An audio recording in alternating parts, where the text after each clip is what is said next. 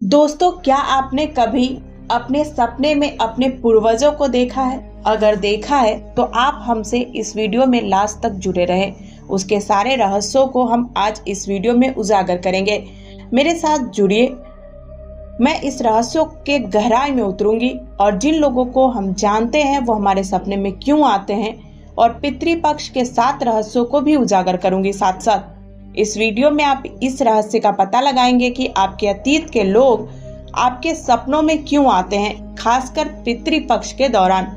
बहुत से लोग ऐसे व्यक्तियों के सपनों का अनुभव करते हैं जिनसे उनका सामना हुआ है, जिससे वो इन सपनों के पीछे के महत्व और अर्थ के बारे में हैरान रह जाते हैं। ये सपने अक्सर मजबूत भावनाएं पैदा करती हैं, चाहे वो खुशी हो, दुख हो या डर हो। क्या आपने कभी ऐसे सपने देखे हैं जिसमें आपने किसी प्रियजन को देखा हो जिसकी मृत्यु हो गई हो, या कोई ऐसा मित्र देखा हो जिससे आपने वर्षों से बात नहीं की हो, या ऐसा है मानो आपका दिमाग आपसे संवाद करने की कोशिश कर रहा है, लेकिन ऐसी भाषा में जिसे आप समझ नहीं सकते। ये सपने परेशान करने वाले हो सकते हैं, खासकर यदि आप निश्चिंत नहीं है कि उनका क्या मतलब है या वे क्यों हो रहे हैं। कुछ लोग इन्हें महज संयोग मानकर नजरअंदाज कर देते हैं, लेकिन अगर इसमें कुछ और भी हो तो क्या होगा? क्या होगा अगर ये सपने हमें उन लोगों के साथ हमारे संबंध के बारे में कुछ बताने की कोशिश कर रहे हैं जिनसे हम अपने जीवन में कभी भी मिले हैं।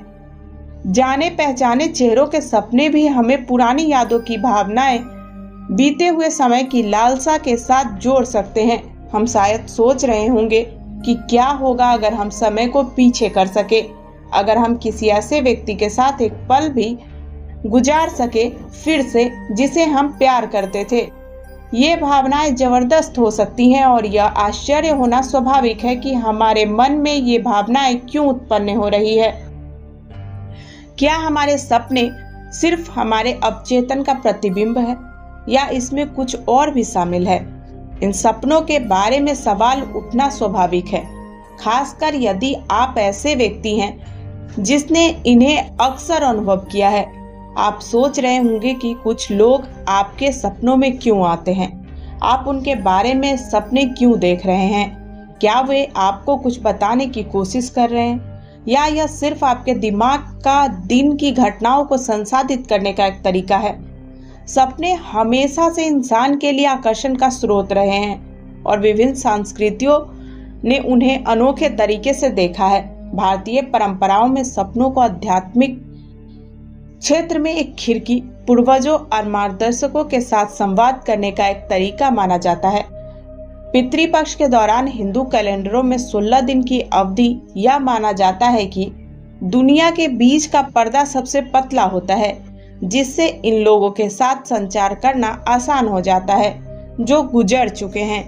हिंदू पौराणिक कथाओं में पितृपक्ष एक ऐसा समय है जब पूर्वजों की पूजा और सम्मान किया जाता है, और ऐसा माना जाता है कि वे अपने वंशजों को आशीर्वाद देने के लिए सांसारिक लोक में लौटते हैं। इस अवधि के दौरान लोग अक्सर अपने पूर्वजों की भलाई सुनिश्चित करने और उनका मार्गदर्शन प्राप्त करने के लिए अनुष्ठान और तर्पण करते हैं।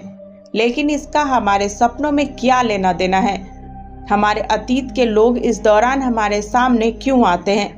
भारतीय परंपराओं में विशेष रूप से पितृपक्ष के दौरान सपनों के सांस्कृतिक महत्व के बारे में जाने और वे पैतृक संबंधों से कैसे संबंधित है ये भी जाने। हिंदू धर्म में यह माना जाता है कि आत्मा मृत्यु के बाद पुनर्जन्म लेती है, अपने साथ पिछले जन्मों के संचित कर्म लेकर आती है।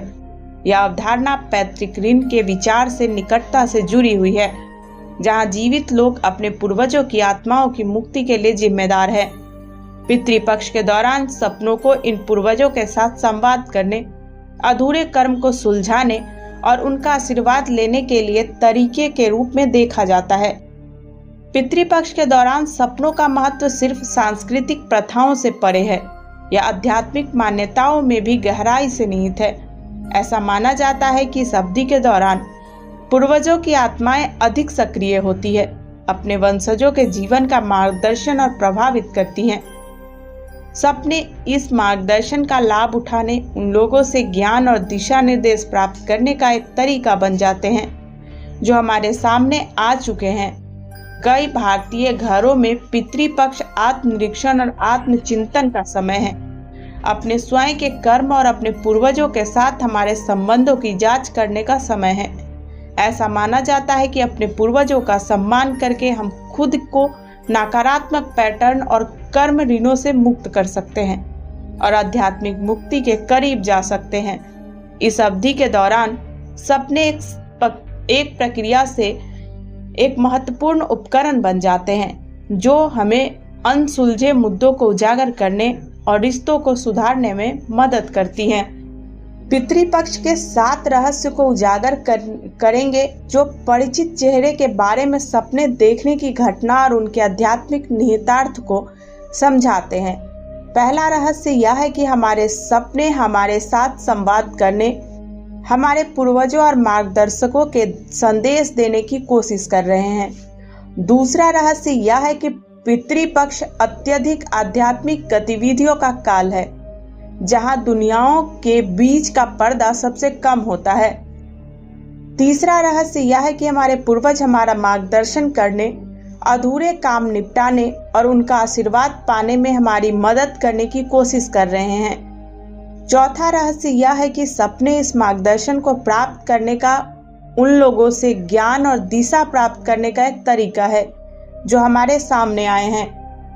पांचवा रहस्य यह है कि अपने पूर्वजों का सम्मान करके हम खुद को नकारात्मक पैटर्न और कर्म ऋण से मुक्त कर सकते हैं। छठा रहस्य यह है कि पितृपक्ष आत्मनिरीक्षण और आत्मचिंतन का समय है।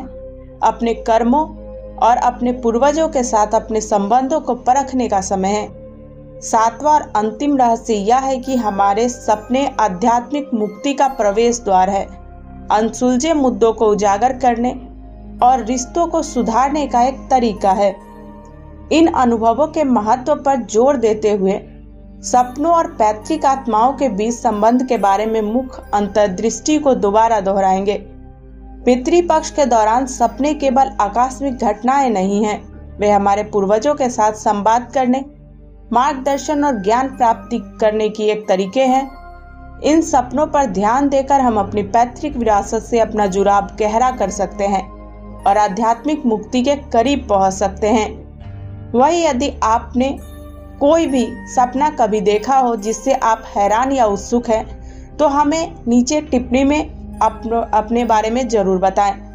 आप अपने सपनों को हमसे साझा जरूर करें और यदि आप सपनों में पितृपक्ष के आध्यात्मिक महत्व के बारे में अधिक जानना चाहते हो तो हमारी अन्य वीडियो को जरूर देखें। अगली वीडियो में आप कौन से विषय के बारे में जानना चाहेंगे वो हमें कमेंट बॉक्स में आप साझा कर सकते हैं कि आप किस मुद्दे पे वीडियो चाहते हैं। और यहाँ तक आप जुड़े रहे हमारे साथ, इसलिए आपका बहुत बहुत धन्यवाद। ऐसे ही हमारा सहयोग करते रहें। जय हिंद, जय भारत।